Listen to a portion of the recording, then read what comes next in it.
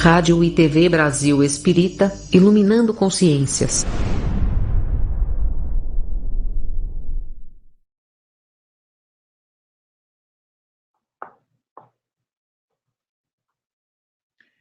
Olá, boa noite a todos.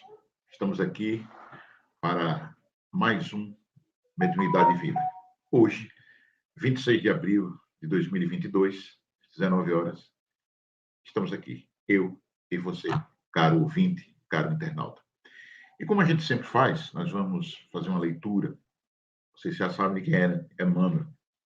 E a gente vai buscar no livro Pão Nosso, certo? Uma lição chamada Convenções. E Emmanuel vai buscar no Evangelho de Marcos, no capítulo 2, versículo 27, que diz o seguinte: dizia-lhes, o sábado foi feito por causa do homem, e não o homem por causa do sábado.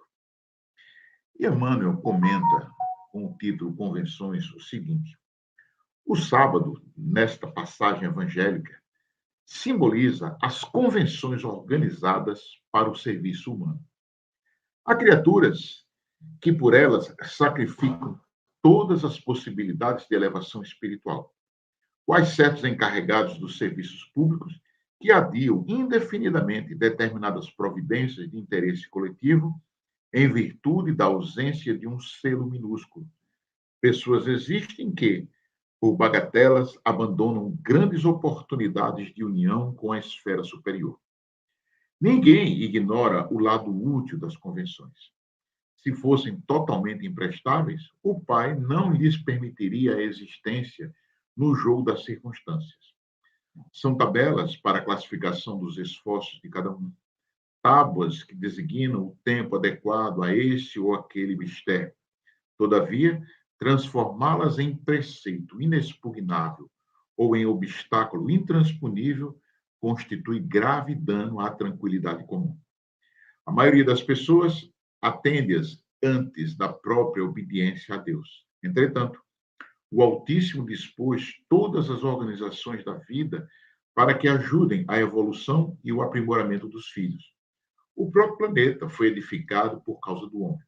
Se o Criador foi a esse extremo de solicitude em favor das criaturas, por que deixarmos de satisfazer-lhes os desígnios divinos, pretendendo-nos as preocupações inferiores da atividade terrestre?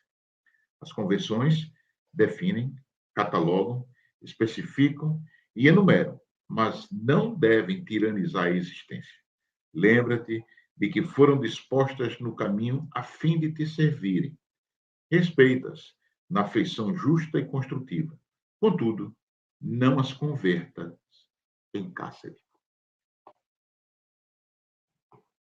Bem, meus irmãos, vamos elevar o nosso pensamento ao alto, rogar a Deus, a Jesus, o nosso irmão maior e amigo, para que seja concedida a permissão, para que os mensageiros da luz estejam presentes entre nós e que nos auxiliem na execução da nossa tarefa na noite de hoje.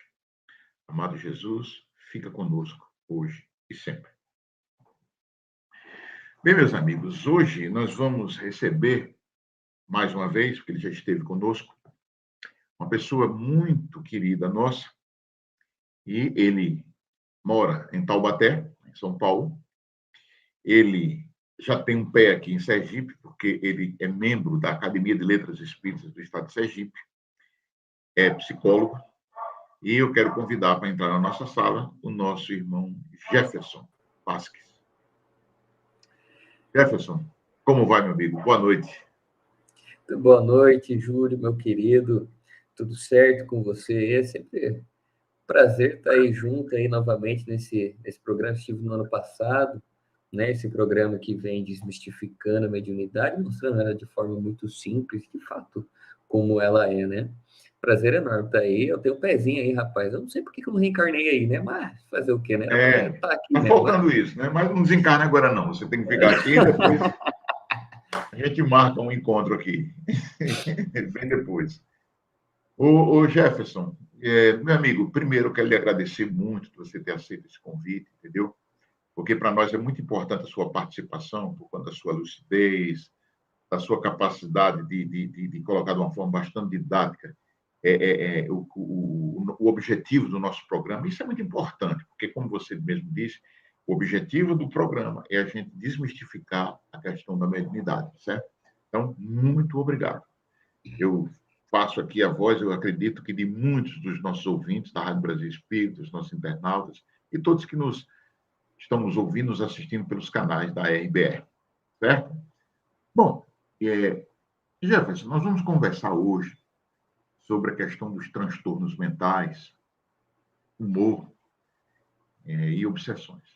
E há uma constatação da ciência que nos chama muita atenção, porque foi constatado que quem apresenta um descontrole nas emoções, rindo ou chorando à toa, essa pessoa, sim, ela pode ser vítima de uma reação neurológica involuntária, né?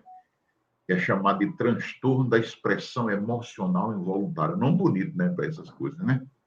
E aí eu me lembrei, quando eu estava pensando assim, nesse problema, eu me lembrei de um poema do francês Victor Hugo. Esse poema ele foi até musicado por aquele Frejat, e o nome do poema é Desejo. E tem uma parte que ele diz assim: desejo, por sinal, que você seja triste. Não o ano todo, mas apenas um dia. Mas que nesse dia descubra que o riso diário é bom. O riso habitual é insosso. E o riso constante é insano. Grande Victor Hugo, né? Ele conseguiu trazer isso para a gente, assim, nesse poema, tudo, que daí, desse ponto aí, que a gente começou a pensar, eu vou trazer a minha primeira pergunta para você, para que a gente comece nossa conversa norteando sobre essa questão dos transtornos mentais, a variação do humor. E eu lhe pergunto o seguinte, Jefferson: qual a relação dos transtornos mentais, aí a gente coloca humor, enfim, os transtornos mentais com os processos obsessivos? Existe essa relação? Qual é essa relação? O quanto ela o quanto ela influencia? Como é que a gente pode traduzir isso aqui para os nossos ouvintes sobre o fundo da mediunidade? Júlio, meu querido, é perfeito sua pergunta, né? Relembrando aí essa grande figura que é o Victor Hugo, né? Esse poema fantástico, onde ele vem salientar a importância da tristeza a fim de que nós valorizemos a felicidade e que o sorriso constante também não retire de nós esse direito que temos, por vezes, de ficar triste, porque ficar triste é normal, viver imerso na tristeza é patológico. Então, antes da gente entrar nessa temática, é uma coisa interessante, a gente está falando de transtornos mentais. Então, entendemos a visão da psicologia, sobretudo, o meu viés é sempre psicanalítico, sabe, Júlio?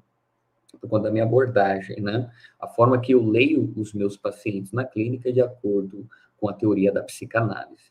Então, a minha fala vai ser calcada em cima desta.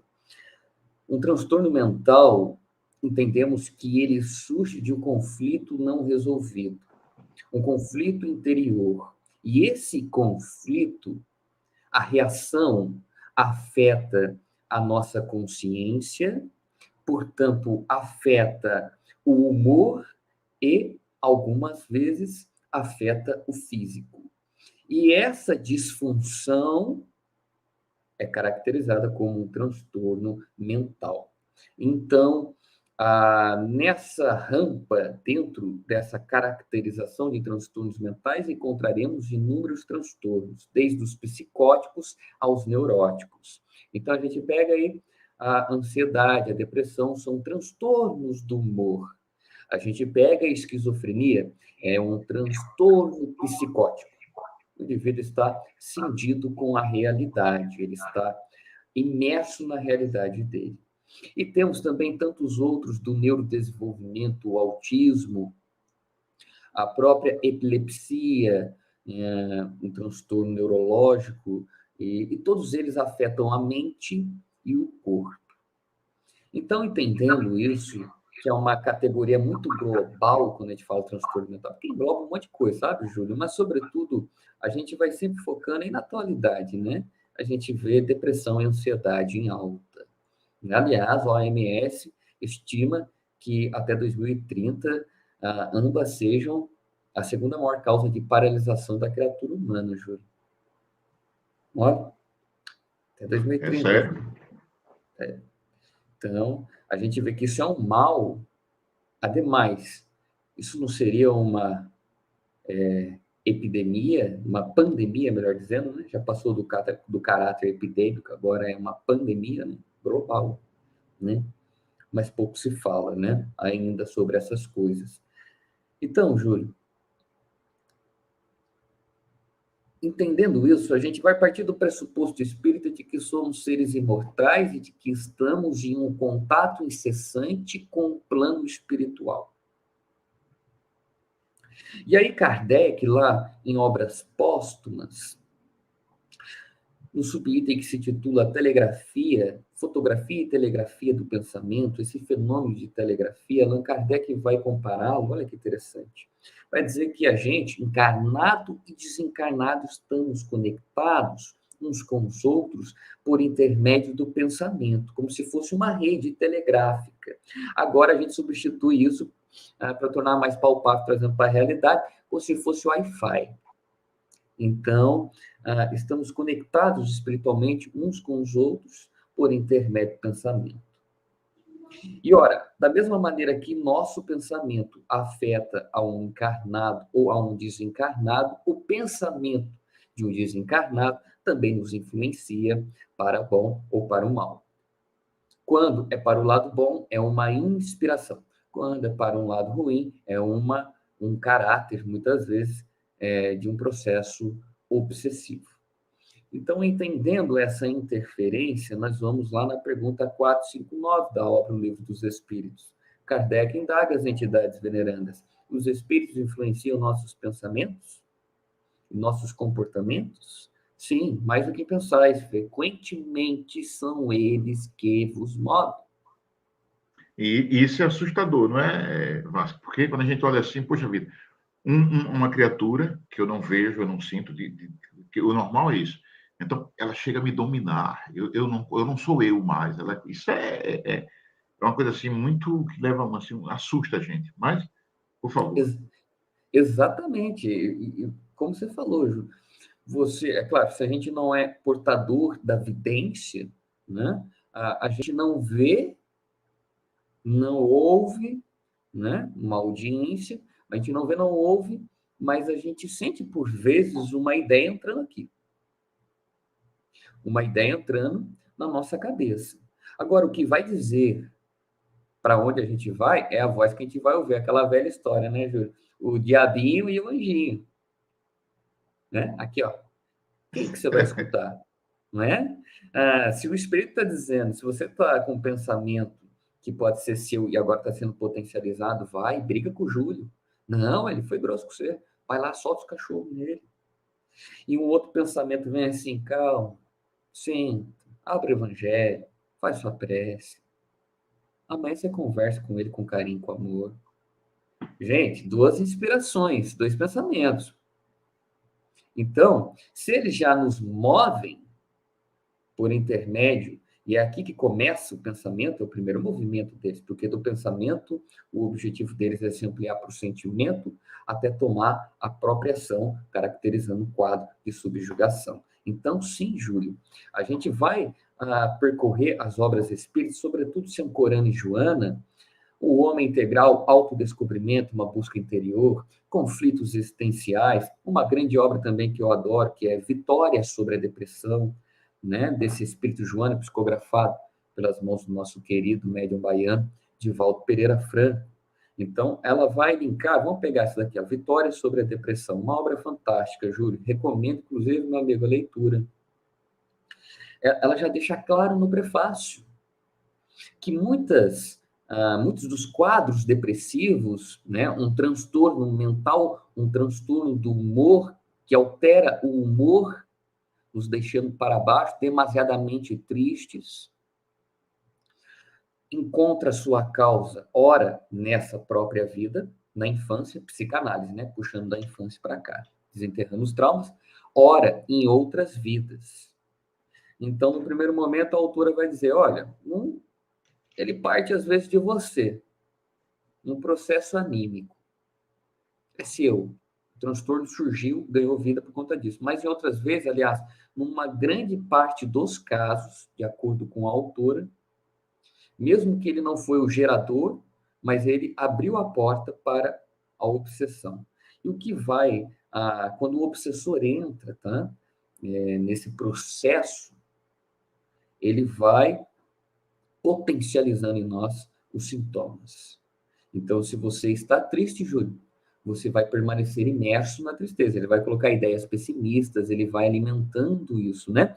Aqueles famosos espíritos que André Luiz traz em sua obra Evolução em Dois Mundos, espíritos ovoides, às vezes a gente se prende só à característica que eles têm no perispírito, né?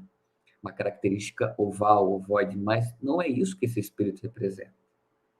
Em grandes casos de obsessão, dirá o próprio André, são colocados esses espíritos ali perto de nós, ou no nosso perispírito, ali atrelado a ele, porque eles ficam emitindo um pensamento. Essa é a característica de um espírito ovoide, ele emite um pensamento, que frequentemente está sintonizado com o seu, que frequentemente, né, está te conduzindo a afundar nesse quadro depressivo, ou ansioso, ou fóbico, ou inúmeras coisas, né? Até a epilepsia aí entra na obra de André Luiz, aí no Mundo Maior, a caso de epilepsia. Jesus curou um epilético, estava obsedado. Então, há inúmeros casos aí que a gente vê que, sim, há o transtorno, tem uma... porque é assim, Júlio, tá? A gente fala de um transtorno do humor. Vamos pegar aí a ansiedade. Seu pensamento está acelerado. Você está pensando aqui, pensando lá. Você pensa em tudo, mas não faz nada. Então, tecnicamente, seu corpo está no ócio. Seu pensamento está no futuro, e como relembrei mal na obra O Consolador, a vida é eterna e presente, lá na pergunta 14.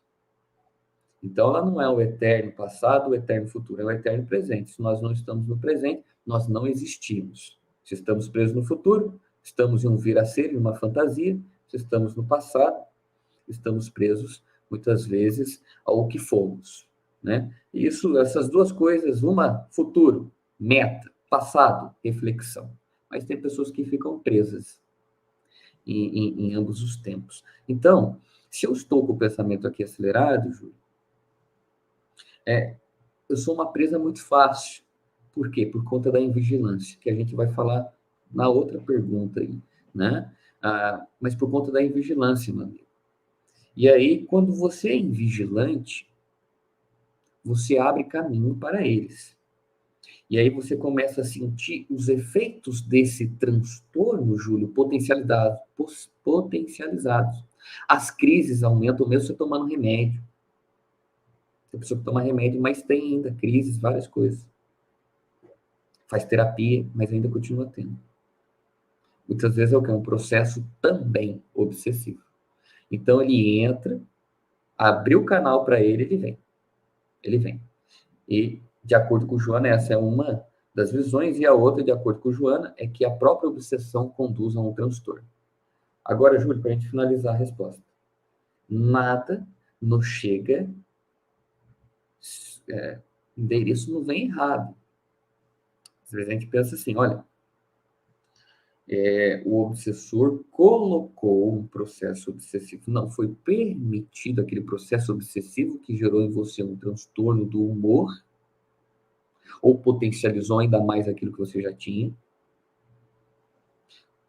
para o seu aprendizado, para o seu aperfeiçoamento, ou para uma reparação, ou talvez para um despertar de sua consciência para uma direção determinada. Então, não é que o obsessor tem poder, porque às vezes comumente se vê isso no meio espírita, né, Júlio? Se dá mais poder do obsessor do que para o anjo guardião, do que para Jesus, né? No sentido de ouvir, no sentido que o obsessor às vezes até é uma criatura mítica, né? Ele consegue fazer isso aqui. Não, o obsessor nenhum coloca em nós aquilo que não temos a predisposição.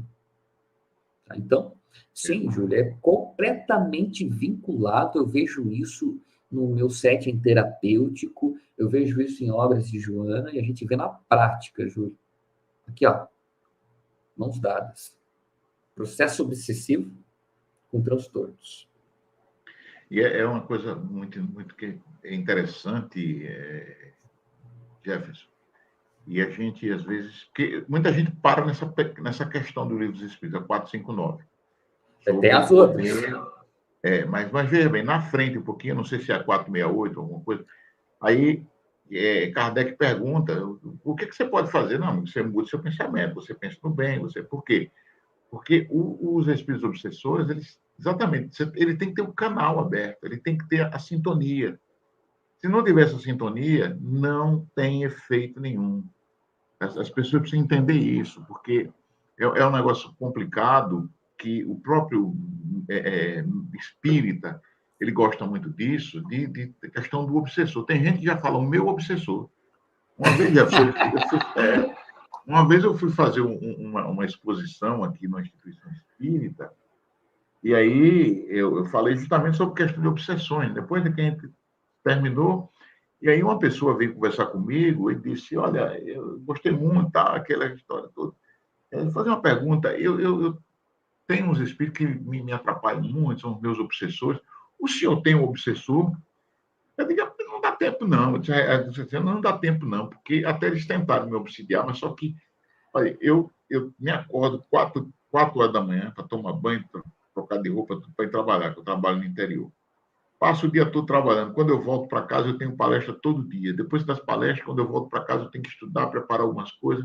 Eu tenho as minhas atividades assim, então eu não paro. Quando eu vou dormir, já é tarde, já é a faixa de umas 11 horas para meia-noite, ou seja, só tenho 4 horas para dormir. Então, eu tenho que dormir ainda, quando chega no plano espiritual, eu devo estar fazendo alguma coisa. Aí ela ficou parada assim, a pessoa. Eu digo, pois é mesmo, assim, eu não quero um obsessor, não. Trabalhe, que ele não, obsessor nenhum gosta de trabalho. Não gosta, não. Quando você começa a fazer essas coisas... Acorda tarde, vai lá, joga ideia, sai corrido, acorda 10 horas da manhã, 11 horas, só colocar a ideia, entrou a ideia no pensamento, deixa eu ver, tá desconectado? Tá, trabalho foi feito. Mas né? É isso mesmo. Então, esse desejo, daqui a pouquinho eu vou até tratar isso daqui do comentário do Leonel, na próxima pergunta, que a gente vai trabalhar nisso, né? Bem lembrado aí, né? Mas, ô Júlio, e tem uma coisa, assim, só para salientar, uma coisa que é muito prática, assim, se você tem um transtorno, ou você tem você não sabe lidar com as suas emoções, né? Vamos supor, você tem um transtorno de ansiedade, o obsessor sabe disso. Ele sabe disso. E ele sabe porque o obsessor é inteligente. Ah, é? Ele é inteligente. Ele tem conhecimento de psicologia, né? Ele tem conhecimento de ferramentas para manipular o físico e o mental.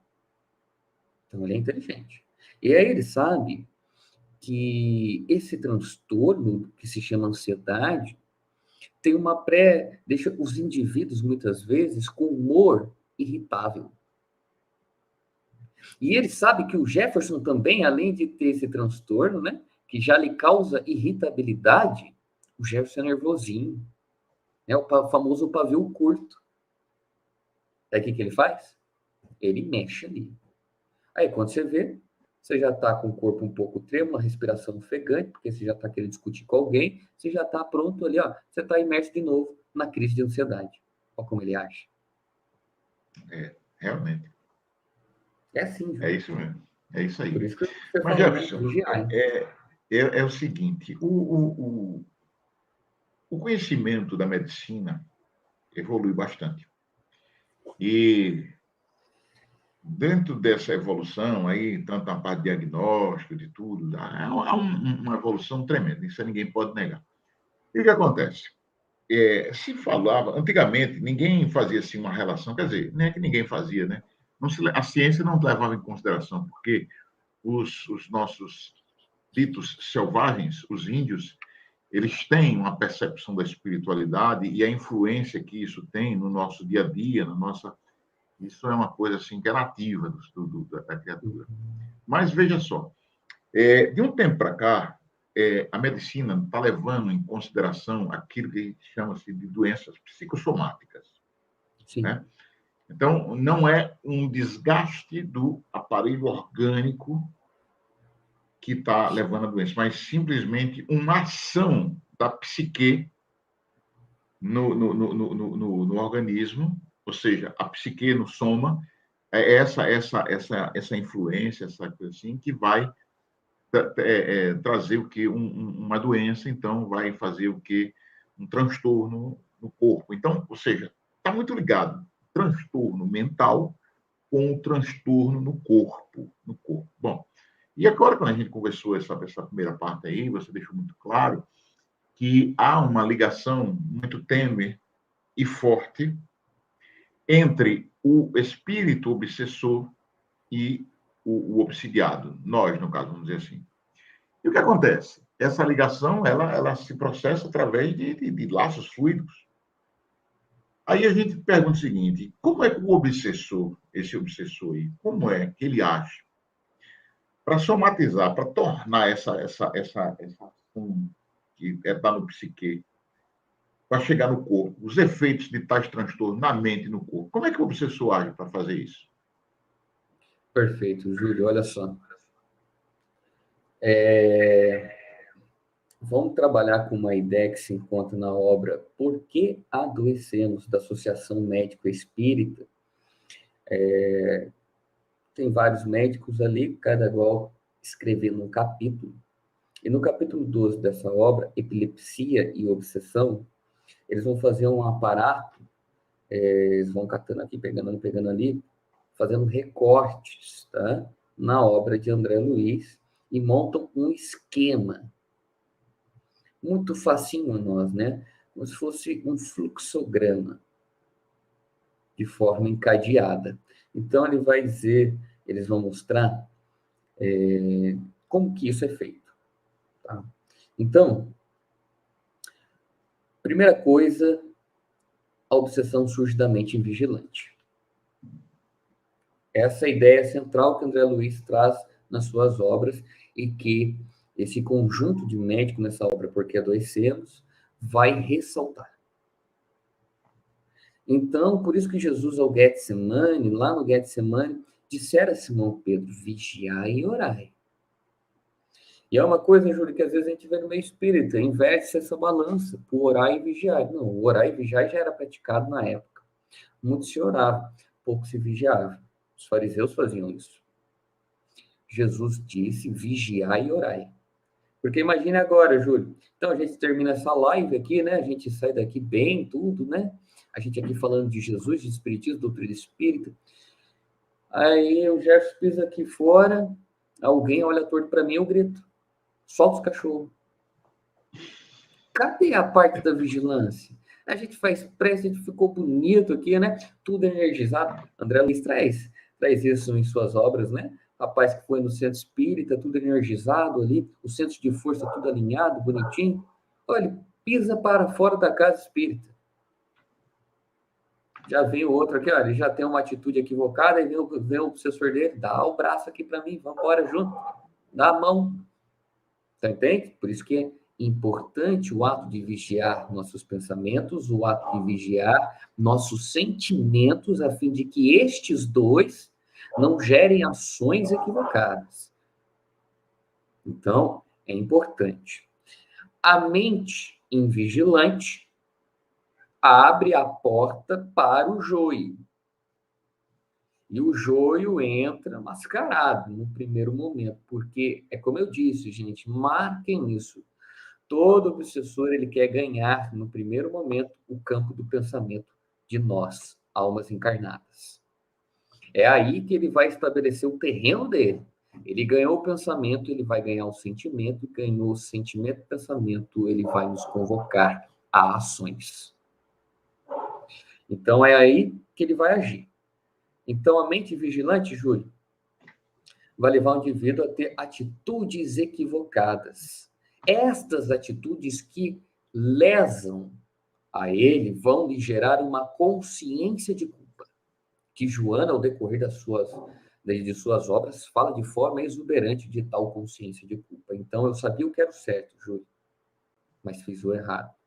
A partir desse momento se instala um sentimento que se chama culpa. Mente vigilante, culpa. Quando a culpa surge como um farol, o indivíduo não sabe lidar com ela. Aquele que sabe vai olhar para a culpa, né, Júlio? Olha, para onde que eu errei? Deixa eu olhar. O que é essa culpa? Essa culpa é uma sirene, no primeiro momento.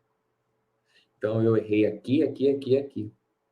Vou tentar, né, reparar o que fiz, se for possível, e não caminhar mais por esse caminho. Para isso que serve a culpa. Agora tem pessoa que fica o quê? Presa a ela.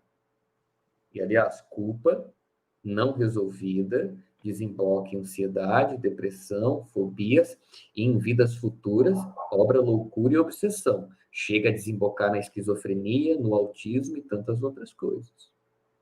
É importante aprendermos a lidarmos com as nossas parcelas de culpa, como adultos, espíritos maduros. Perfeito? Então, mente vigilante, culpa. O que a culpa gera? Desequilíbrio mental. Júlio. É aquilo lá, sabe? Você fica desesperado, um pouco angustiado, aí você fica irritado e você fica triste, você está desequilibrado. Qualquer coisinha que alguém fala, você já solta os cachorros. Então, você está desequilibrado. Desequilíbrio mental desequilibra o corpo, desequilíbrio celular.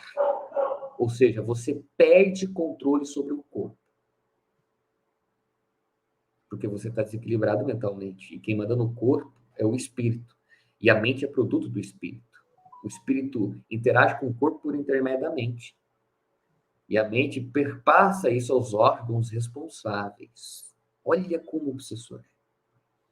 Ele desequilibra a mente, ele sabe que ele vai desequilibrar o corpo. Desequilibrou o corpo. Ele vai olhar aquela culpa. Então, o Júlio, ele vem, vamos lá, vamos supor, Júlio, a gente está aqui, eu e você, o Júlio e o Jefferson, a gente vem há muito tempo ofendendo muitas pessoas, Júlio. A gente sempre tem a possibilidade, a gente ofende, sabe, Júlio? Qual que é o problema disso? E a gente, às vezes, a gente vai ficando com culpa, vai ficando com culpa. E aí essa culpa, vinculada a essa área emocional, provavelmente vai estar aqui no centro emocional, que é o cardíaco. Sim, podemos deprimir sem obsessão, né? É a primeira proposta de Joana de Anjos que foi dito aqui, sem obsessão. É meu pai, Júlio, né? Sem obsessão, tá? Mas, de acordo com a Joana, se você deprimir o 100, se não tomar cuidado, vai abrir a porta. E pode ser levado, quando não, também a depressão por um processo obsessivo. Mas daí, Júlio, desequilibrando a mente, o corpo, o obsessor vai olhar essa área de remorso. Então, o Júlio Jefferson sempre ofendeu as pessoas. Então, tem uma mancha um pouco centralizada aqui. Tem uma mágoa, ressentimento, uma culpa muito forte, uma área de remorso, é o nome disso. Que fica aqui gravadinho no perispírito. Eles chegam, está na áurea, né? Esse halo energético que nos circunda. E eles sabem, então, eles vão começar a mexer ali. E aí, é ali, nesse centro de força, que eles vão colocar os fluidos deletérios deles. De raiva, de ódio, de vingança. Se aquilo for para chegar a você, mesmo que não seja, você vai ser prejudicado. Mas tenha certeza que alguma doença no meio cardíaco, físico, uma doença cardíaca vai te alcançar. Quando não, um problema na respiração, quando não, um problema na garganta, quando não, um problema no estômago. Ou seja, as áreas responsáveis pela essa área de remorso, Júlio, aonde que ela está? Ela está centralizada aqui perto do ato. Eu traí.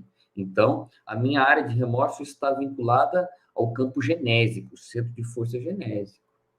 E é ali, né, nessa parte mais para baixo da barriga. Então, é ali que eles vão agir. E esses órgãos vinculados a esse local vão ter um efeito desejado. Então, é assim que eles vão somatizando, Júlio. É pouco a pouco esse processo, né? E por isso que é interessante a gente lidar com a culpa de uma maneira madura. madura, porque ninguém aqui está isento de errar. Eu, Júlio, todo mundo pode errar. Agora, você errou, semelhante ao filho pródigo, cai em si E volte. e volte, né? Se perdoe e parta para os braços do Pai, sobretudo, o Pai quer o quê? Reconciliação, reparação. Se você feriu alguém e tem possibilidade de ir lá se desculpar e não repetir mais, porque o maior pedido de perdão é a mudança de comportamento. Tem gente que fala, né? Não, vou mudar. Mudar. Né? Eu vou mudar e continua sendo a mesma. Então, é desse modo, Júlio, e aí é também o espírito ovoide e tudo mais, mas a mente invigilante, agora, só para realçar, falamos aqui do desejo central, Então, esse desejo central que André Luiz traz em sua obra Libertação, né? Aquele diálogo com o obsessor Leonel, então, ele vai mostrar que nós temos, dentro de nós, nosso espírito emite pensamentos, ondas em maior frequência. E essas ondas que têm uma frequência maior, mais forte, caracterizam o nosso desejo central. Alguns é avareza, sensualidade, ganância, outros é caridade, é amor, é paciência, é tentar ser melhor. Nós temos desejo central. E esse desejo central significa o quê? Aquilo que o nosso espírito, né, vibra, que ele gosta. E aí o obsessor vai agir aí para tornar essa mente invigilante mais aberta para ele, né? Ele vai abrir caminho ali. Então ele já sabe que o Gerson, de vez ou outro, derrapa. O Gerson gosta de dinheiro. Já sei. Olha só para você ver como às vezes vem mascarado de coisa boa, Ju. Então nós vamos começar a mandar para ele vários pacientes no consultório dele. Ele não vai ter mais horário para palestrar, para estudar para a doutrina. Ele gosta de dinheiro, vamos botar ele lá no consultório dele. Ele não vai recusar. E eles fazem isso. E eu caio lá na armadilha deles. E aí eu fico ali, né? Não tenho que trabalhar, e tem mesmo que trabalhar, né? Mas aí, aquele tempinho que eu separava para a doutrina, para outros, não separo mais. Não separo mais.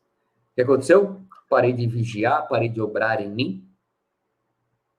Aquela mente que tinha um fiasquinho assim, eles não conseguiam entrar. Agora eles entram. E aí faz todo esse processo. Mente invigilante, faz eu errar, para gerar culpa, para gerar esse sentimento de pesar, faz eu ir me equivocando em cima desse desejo ou de desejos que tem. Desequilibra a minha mente, desequilibra meu corpo. Com o passar do tempo, essa culpa vai gerar uma área de remorso e aí chega a doença. A somatização. Perfeito? Esse é o caminho. É isso aí. Jefferson, tem umas perguntas aqui dos ouvintes, mas você falando aí, e eu me lembrei de um fato que me chama a atenção, que é o seguinte, é essa questão que a gente faz de não querer mudar, a nossa insistência em muitas vezes permanecer no erro. E olha, nós temos a doutrina espírita, nós temos os ensinos de Jesus, que são muito bem tratados pela doutrina espírita, tirando tudo que é véu, tudo que é dúvida, mas é um fato que a gente vê, e eu vou contar um desses ocorrido aqui, muito interessante. Eu estava fazendo uma exposição, uma palestra, numa instituição espírita, e eu falei sobre tolerância, entendeu? E a pessoa, quando terminou a palestra, uma pessoa veio e disse: olha, muito obrigado, o senhor estava falando comigo. Eu sou uma pessoa muito intolerante, mas eu vou agora, de hoje por diante, eu vi agora o quanto eu errei, o quanto eu preciso. Aí eu digo: que bom, minha irmã, que bom, que bom. Aí eu arrumei as coisas, estou saindo da instituição espírita, e havia chovido. Caminhando assim na calçada em direção ao veículo, meu carro, e tinha umas poças d'água assim na rua, e essa pessoa que falou comigo estava à minha frente, alguns metros à frente. O que acontece? Um carro passou uma velocidade um pouquinho maior na poça d'água, e aquele esguicho d'água, né, na pessoa, né? Molhou a pessoa um pouco. Rapaz, eu acho que ela conhecia a mãe do motorista, porque atribuiu uma profissão à mãe do motorista. E aí eu fiquei assim, puxa vida, olha, veja, alguns minutos estavam separando aquele momento de uma confissão de que era intolerante, de que precisava mudar tudo, ou seja, não conseguiu exercitar essa tolerância. É uma coisa, a gente precisa ter esse compromisso de mudança. Mas, Jefferson, a gente está, meu amigo, aqui com uma audiência aqui, eu diria, internacional. Porque está passando nossa tela aqui, aí, Itaqui, Bom Jesus da Lapa, Sarzedo, Icó, Brasília, Aracaju, Garanhuns, Belo Horizonte, Rio de Janeiro, Moscou, eu já vi. Tomara que o pessoal lá de Moscou, principalmente o nosso irmão Putin, ele se ajeite um pouquinho. Taubaté, Petrolina, Belo Horizonte, Fortaleza, Recife, ou Moscou que falei, Natal, Laranjal Paulista, Maceió, Itapetininga, Campo Grande, onde tem um sol para cada um, Machado, nossa querida Aracaju, Brasília, Itaiandu, Garanhuns, Penedo, aqui vizinho a gente, Itaqui, Bom Jesus da Lapa, Sarzedo, Icó, Sorocaba, Vila Velha, Rio de Janeiro, Barra do Garças, Camaçari, na Bahia, Betim, Soledade, Osaka, no Japão, aí, Marechal Deodoro, na Alagoas, e Camarões, nossa querida África. Isso mostra o quanto a RBE está penetrando aí, levando a sua mensagem. São 11 anos iluminando consciência. Mas eu quero dizer uma coisa, Gerson, não só para os nossos ouvintes, mas para todo mundo. Olha, a Rádio Brasil Espírita faz esse trabalho. E para que ela faça esse trabalho, ela precisa de ajuda. Seria ajuda minha, sua, Jefferson, de tanta gente aí. E o que acontece? O legal não é uma pessoa ou poucas pessoas contribuírem com o mundo, mas sim muitos contribuírem com um pouquinho. E aí, está passando aí embaixo, a gente pode fazer um Pix utilizando o CNPJ, que é o 39.777.317.000, ao contrário de 104, ou o número que é do WhatsApp, o 8298-734-9514. E também você pode ser um colaborador da rádio através da nossa conta no Nubank, que depois eu vou pedir para a produção botar aí, que é muito interessante a gente pensar assim, porque, olha, Jefferson não está cobrando nada para vir para cá, eu também não, nenhum dos que fazem aqui a Rádio Brasil Espírita ganham dinheiro com a rádio. Mas a gente precisa levar essa mensagem, a gente precisa trabalhar esses conceitos para que o mundo melhore, para que o mundo melhore. E existem custos que têm que ser cobertos por todos, e é quem usufrui. Então, a gente precisa manter acesa essa chama. Então, por favor, vocês que estão aqui nos ouvindo, nos assistindo, colaborem um pouquinho com a nossa Rádio Brasil Espírita, com essa fantástica instituição que nos permite isso tudo. E nós temos os nossos ouvintes. Quem quiser escutar a Rádio Brasil Espírita onde quiser, nós temos aí os aplicativos que você tanto pode baixar para o Android como o iOS. Passa lá, baixa o nosso aplicativo da Rádio Brasil Espírita no seu celular e você escuta a nossa programação. Tem a Classe A, a Rádio Classe A também, músicas excelentes. Enfim, a Rádio Brasil Espírita, ela faz um trabalho grandioso, certo? Fantástico. Bom, mas precisa ter essa consciência. E é até interessante, né? Porque às vezes tem muito disso no meio espírita, muito pudor com dinheiro, né? Ninguém está falando aqui que está cobrando palestra, cobrando isso e aquilo. Capítulo 17 do Evangelho segundo o Espiritismo, item 8, o Espírito Protetor vai dizer: estáis encarnados, viveis como tais. E este veículo, esta obra, ela é divina, mas a sua estrutura física é humana, né? Então, para ela chegar a mais locais ainda, continuar espalhando, precisa, né? Um microfone, a próprio StreamYard, esse programa, gente, ele tem tem um custo e tudo mais, e não é um custo, eu sei bem, né? É caro esse custo, então é para essas coisas, nunca é para mim, para o Júlio, né, Júlio? É para as despesas da rádio, para essa ampliação. É para a rádio. Importantíssimo isso é importantíssimo. é para a gente continuar tendo esse programa e tantos outros da grade da Rádio Brasil Espírita, são todos muito bons, elucidativos. Então, veja só, nosso internauta, nosso ouvinte, vamos ajudar. Não precisa muito. Qualquer coisinha que você faça, qualquer doação que você faça para a Rádio Brasil Espírita, ela é muito bem-vinda e vai ser muito útil, porque o somatório desse esforço individual de cada um vai se constituir numa força coletiva tremenda. A gente coloca, mas é dinheiro mesmo, é como o Jefferson acabou de citar, esse software que nós estamos utilizando, o StreamYard, que faz com que chegue a mensagem a todos vocês, ele tem uma anuidade que é bastante elevada e precisa ser pago, porque senão a gente não consegue. Então, vamos fazer isso, tá bom? Bom, Jefferson, vamos continuar aqui, que a gente ainda tem alguns minutos, mas veja só.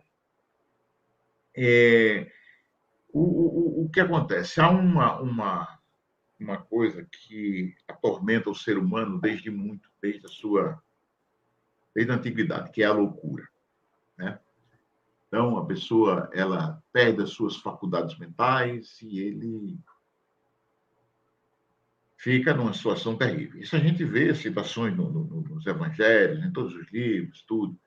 Mas, veja só, tem um livro, se eu não me engano, é Ala 18, em que uma pessoa é levada para um hospício e ela não está louca, ela simplesmente está sobre a ação, sobre a tormenta de um obsessor.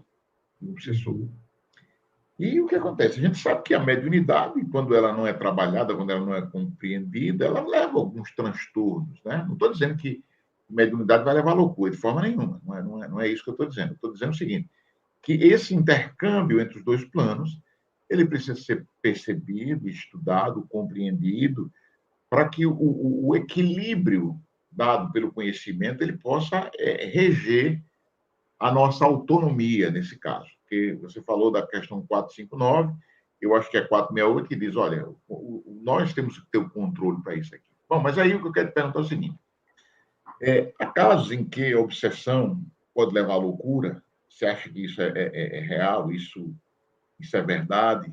E sim ou não, aí eu iria mais adiante um pouco. Qual o limite entre mediunidade e loucura? Será que a gente pode dizer isso? Então, discorra aí para a gente sobre essa questão. Júlio,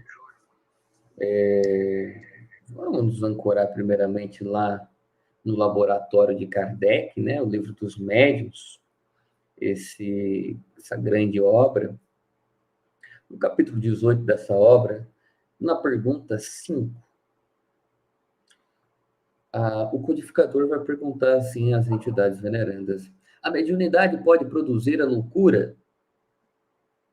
A mediunidade pode produzir a loucura. Esse foi o questionamento. Eles vão dizer: não. Somente quando há uma predisposição do indivíduo é que a loucura / psicose, que é o quê? O indivíduo cindir com a realidade e ficar imerso em suas fantasias, em seu mundo interior. Então, o que é real para ele não é o mundo exterior, é o interior. Ele está alienado à realidade. Casos de esquizofrenia paranoide, né? O caso clássico. A obra não, o filme maravilhoso que eu adoro, que se intitula Uma Mente Brilhante, mostra muito isso, né? Fantástico, né? O Russell Crowe, né? Grande interpretação que ele faz naquele filme. Mas aí, eles deixam claro aqui, não, se você tem uma predisposição cerebral, mas sobretudo espiritual, se você tem cargas de culpa, das quais você não quer entrar em contato, portanto, você quer cindir com a realidade. Se o seu espírito está nesse movimento, se você tem essa predisposição espiritual, bem como física, então sim, a mediunidade tem que ser utilizada em um sentido, tá? Ela não vai produzir a loucura, mas nesse caso você precisa utilizar com cautela. Mas ainda assim eles falam, ela não produz a loucura. Ponto. Mas a pergunta foi a obsessão. E aí a gente vai se ancorar em uma outra obra, né? Da Lavra, de Chico Xavier, essa Lavra fantástica. a gente vai encontrar uma pérola ali que se intitula O Consolador. Grande livro, né, Júlio? Ótimo livro. O Consolador. Onde uma série de pessoas... Tem aí, Júlio, nessa sua biblioteca lida, que dá vontade de trazer para minha casa, rapaz? Tenho sim. Deve ter aí, né? Com Tem sim, certeza você tem, né? Mas nessa obra, gente, aqueles que eram chegados ali do Chico e tantos outros vieram perguntas também de fora, perguntavam ao benfeitor Emmanuel inúmeras coisas vinculadas a inúmeros temas. E aí ele respondendo. E lá na pergunta 395 dessa obra, perguntam assim ao benfeitor Emmanuel: pode a obsessão transformar-se em loucura? Eu vou ler na íntegra a resposta dele. Qualquer obsessão pode transformar-se em loucura, não só quando a lei das provações assim o exige, como também o obsediado pode entregar-se voluntariamente aos assédios das forças nocivas que o cercam, preferindo esse gênero de experiências. Então, aqui ele foi categórico que uma obsessão, se não for bem tratada no sentido de haver uma desvinculação, porque um processo de desobsessão se inicia primeiramente por uma autodesobsessão, uma limpeza de inúmeros pensamentos, sentimentos e atos que temos que abrem a porta a estes irmãos. Novamente retornamos à pergunta anterior, a mente invigilante. Então, as nossas ações equivocadas. E aí ele vai dizer, olha, às vezes é a lei da aprovação. Olha o que ele deixou claro aqui, Júlio. Você precisa passar por isso. Né? Você lá no plano espiritual disse, olha, eu tenho aquelas pessoas que me perseguem aí por um mal que eu fiz, porque o algoz de hoje é uma vítima do ontem, na maioria das vezes. Então, esse algoz, que se intitula obsessor, ele está aqui porque foi ferido no ontem. E por que estão deixando ele ali comigo, ô Júlio? Para se cumprir uma provação, para que o Jefferson também transforme esse suposto inimigo em um amigo, por intermédio de meus exemplos, para que ele veja que aquele velho homem está aqui, mas ele não tem mais voz. Caso, a gente pega aí um caso de Valdo Pereira Franco. 40 anos esse homem, trabalhando no bem, trabalhando em prol de Jesus, certamente lutando contra suas más inclinações, com um obsessor que ele denominou, né, como máscara de ferro. Por que deixaram Joana, os benfeitores quiseram por ele deixou? Para ele se aperfeiçoar ainda mais, né, passar sebo nas canelas, por assim dizer, mas, sobretudo, para quebrar esse vínculo de ódio, de raiva. Né? Então, é para isso. Às vezes é uma provação, às vezes é permitido. Tá? Uma coisa importante. Outras vezes, e aí é dificultoso, né, Júlio? Olha o que ele fala aqui, né? Infelizmente, isso ocorre muito. O indivíduo quer ficar com aquele modo de viver que o obsessor ensinou para ele. Aí o obsessor não acorda nem mais meio-dia, acorda 4 horas da tarde. Fala, não, o Jefferson se auto-obsedeia. Tem um caso, olha que interessante, quando eu li isso aqui, eu lembro até hoje, quando eu captei isso, nos domínios da mediunidade, obra psicografada por Chico, o benfeitor André Luiz vai trazer lá no capítulo 14 dessa obra, a médium Celina, ela vai fazer um trabalho de desdobramento, sabe, Júlio? Ela vai dar continuidade ao trabalho ali que ela fez na mesa mediúnica, e quando ela vai dormir, ela se desdobra e dá continuidade a isso. Olha que interessante, Júlio. Ela vai socorrer, pasmem, gente, ela vai socorrer um obsessor que estava sendo obsediado pela pessoa que ele obsediou durante anos, que era uma encarnada. E aí, quando ela assusta, ela e a equipe, né, estão ali no plano espiritual, tratando daquele obsessor que está na maca, sem forças, sem energia. A encarnada desdobra do corpo que estava sendo obsediado e vai lá exigir do obsessor a presença dele do lado dela. Isso está na obra do André Luiz. Isso que o Emmanuel falou, olha aqui, ó.